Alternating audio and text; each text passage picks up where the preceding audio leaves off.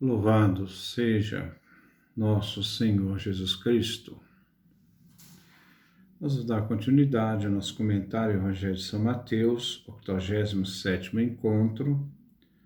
Mateus capítulo 25, do versículo 31 a 46, o juízo final.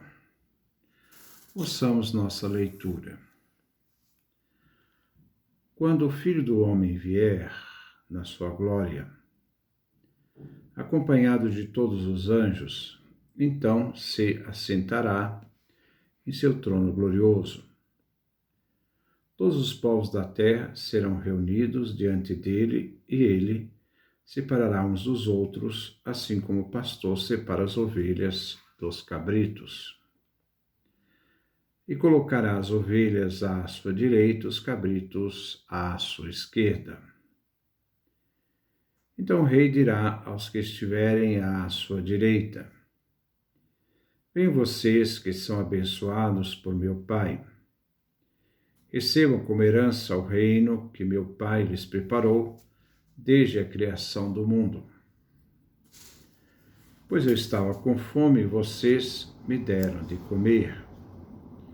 Eu estava com sede e me deram de beber. Eu era estrangeiro e me receberam em casa. Eu estava sem roupa e me vestiram. Eu estava doente e cuidaram de mim. Eu estava na prisão e vocês foram me visitar. Então justos lhe perguntarão: Senhor, quando foi que te vimos com fome e te demos de comer, com sede e te demos de beber? Quando foi que te vimos como estrangeiro e te recebemos em casa, e sem roupa e te vestimos? Quando foi que te vimos doente ou preso e fomos te visitar?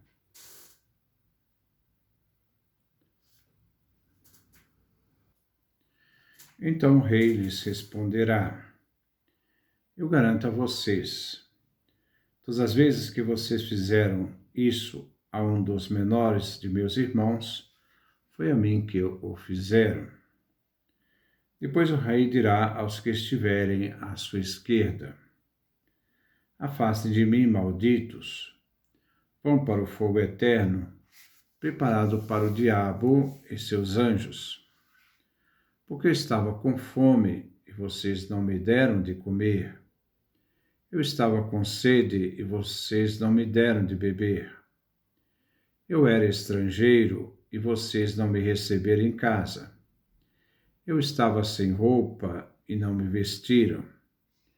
Eu estava doente na prisão e vocês não foram me visitar.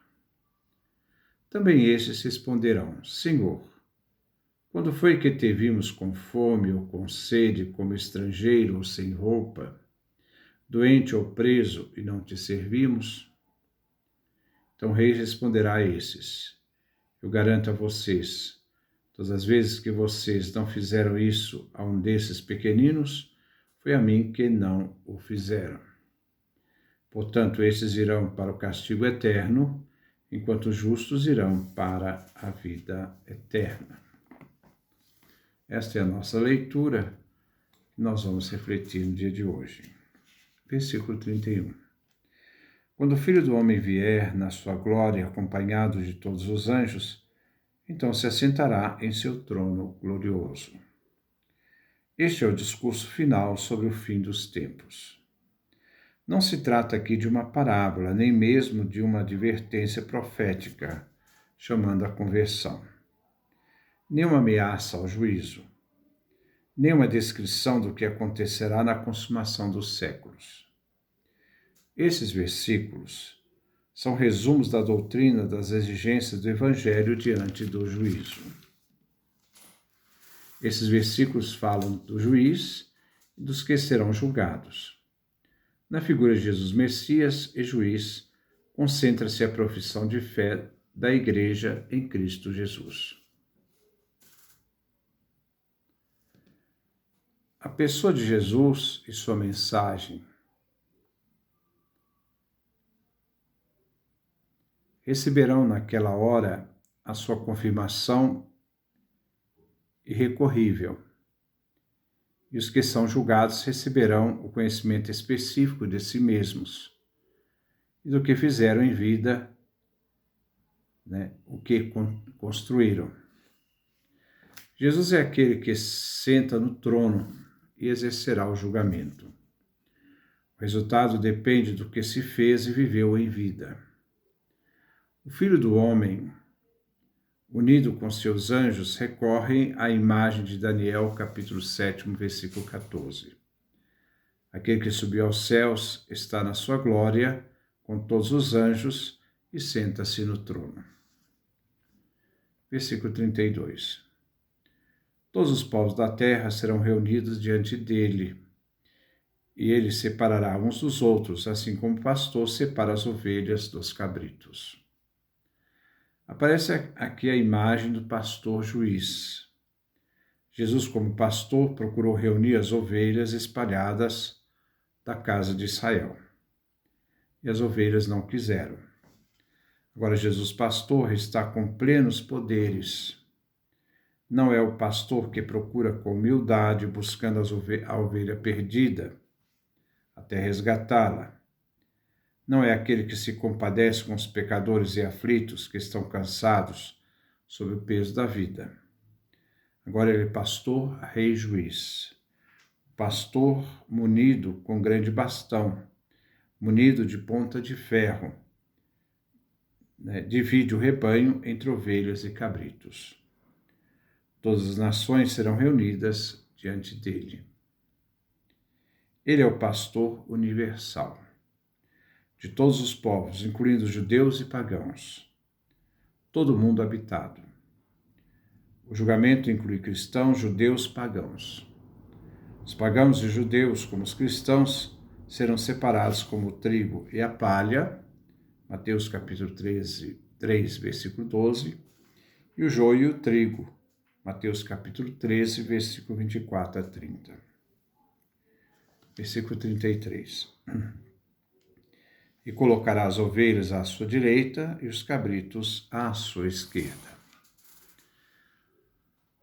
O lado direito era um lugar de honra e de bênção.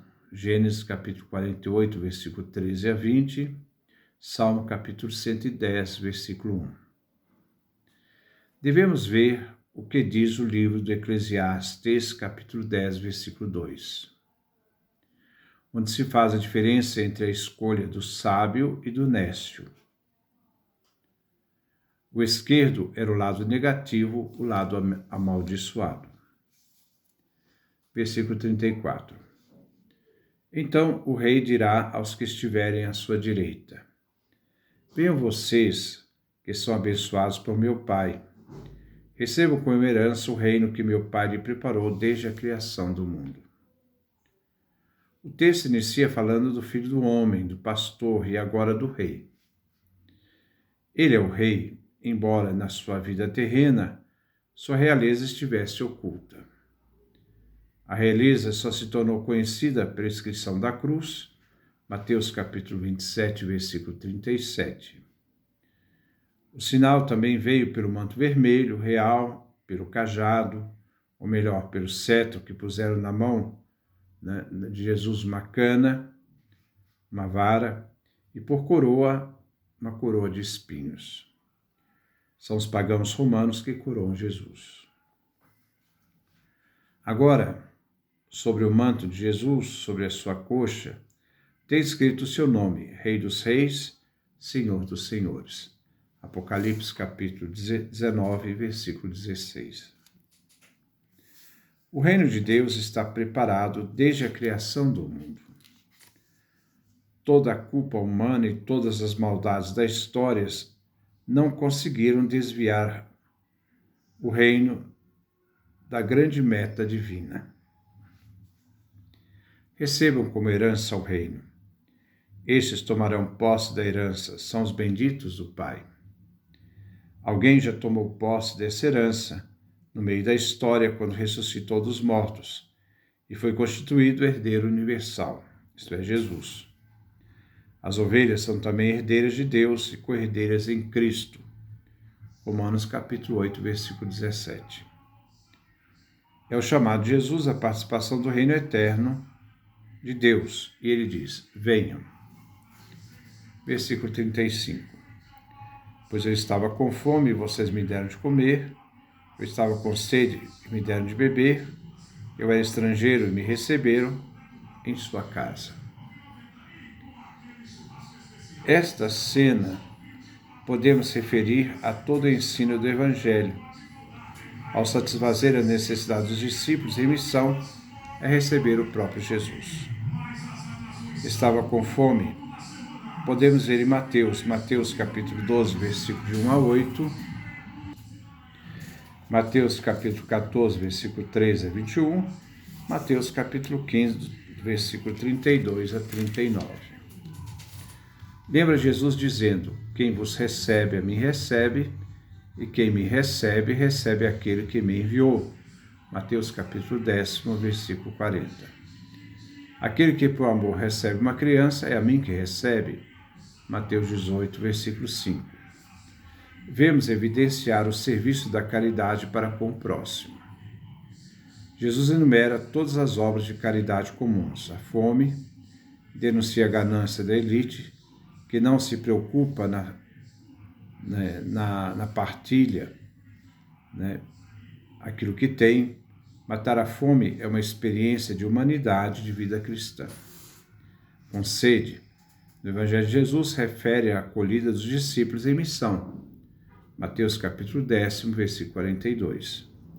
Matar a sede é uma caridade essencial, pois não se vive sem água, ainda mais naquela região desértica de falta d'água. Estrangeiro é recolher estranhos, refere-se ao amor indiscriminado. Mateus capítulo 5, versículo 43 a 48. Especialmente aos marginalizados e imigrantes. O critério de separação são as obras de misericórdia que referem aos textos do Antigo e do Novo Testamento, como Isaías capítulo 58, versículo 7, Provérbios capítulo 19, versículo 17, que expressam o amor ao próximo. Os exemplos aqui, bem como os versículos 36, são ilustrativos. Diante do vasto campo,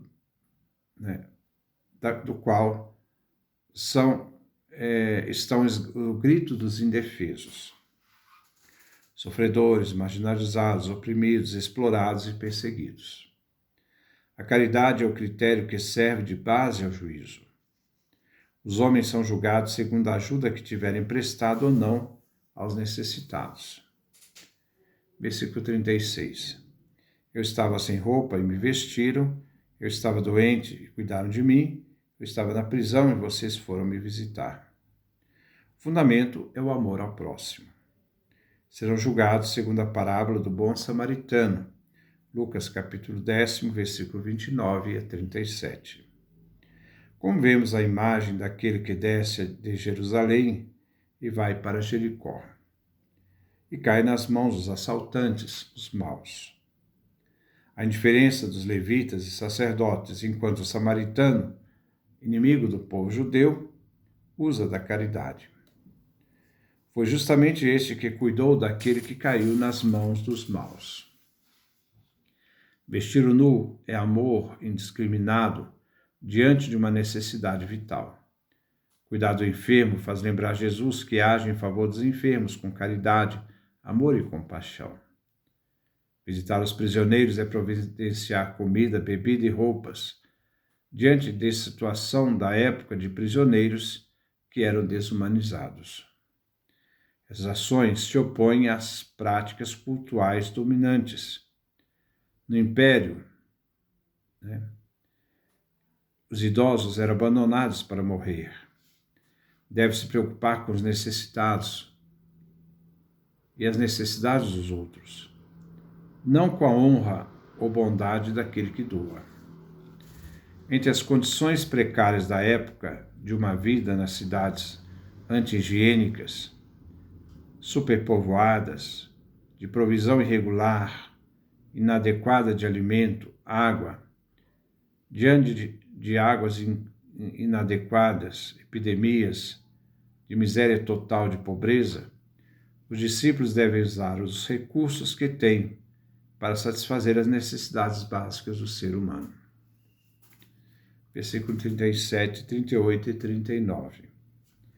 Então os justos lhe perguntarão: Senhor, quando foi que te vimos com fome e te demos de comer, com sede e te demos de beber? Quando foi que te vimos como estrangeiro e te recebemos em casa, e sem roupa e te vestimos? Quando foi que te vimos doente ou preso e fomos te visitar? Esses 3 versículos referem ao discernimento dos discípulos. Eles querem saber quando foi que estas coisas aconteceram, né? Quando foi que eles fizeram isto? O ato dos justos, né, é pautado naquele que acolhe Jesus. Aquele que continua a fazer a vontade de Deus. Os discípulos têm fome e sede de justiça, mesmo quando perseguidos. Mateus capítulo 5, versículo 6 e versículo 10. São os que continuam fiéis à missão recebida. Mateus capítulo 10, versículo 41. Entre os necessitados e o Filho do Homem, existe entre eles uma misteriosa solidariedade. É Jesus que se faz. Versículo 40.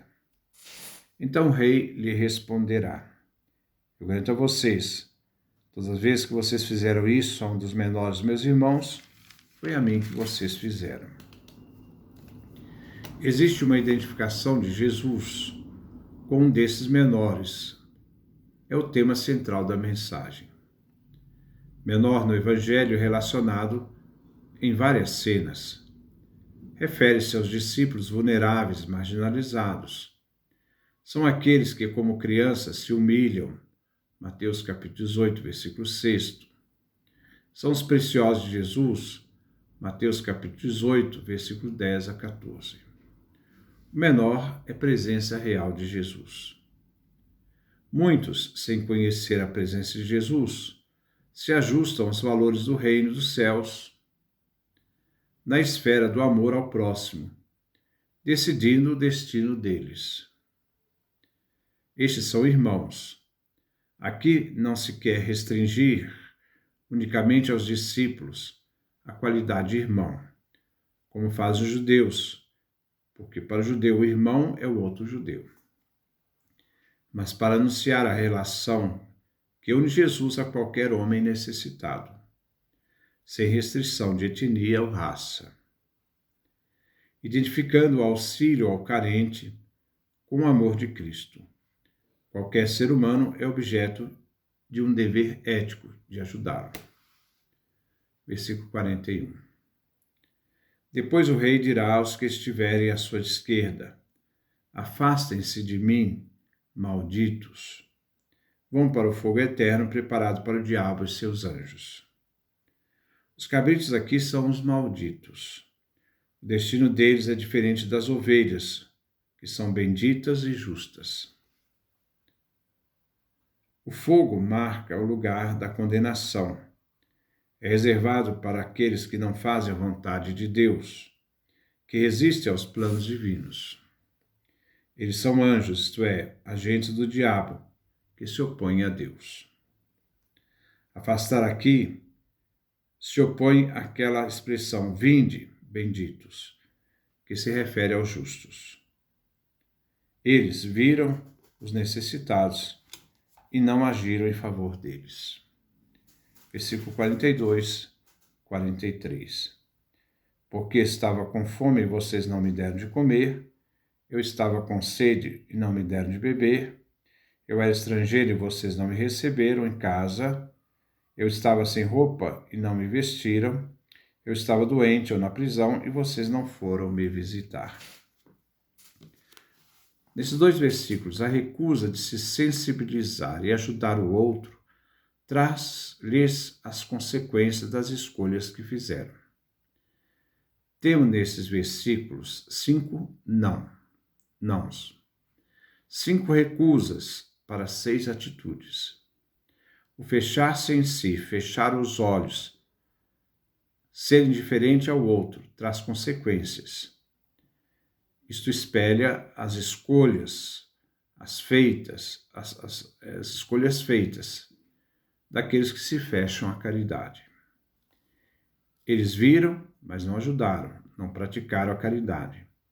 As necessidades do próximo não os moveu para ajudar-lhes. Vale aqui o que cada um fez, não vale o que pensou. A ação é que conta.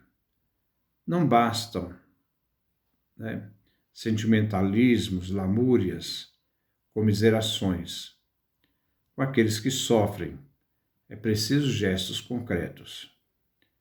Jesus se esconde nos pequenos, e esses não foram capazes de ver e entender. Achavam que amar a Deus e ao próximo eram coisas diferentes. Versículo 44.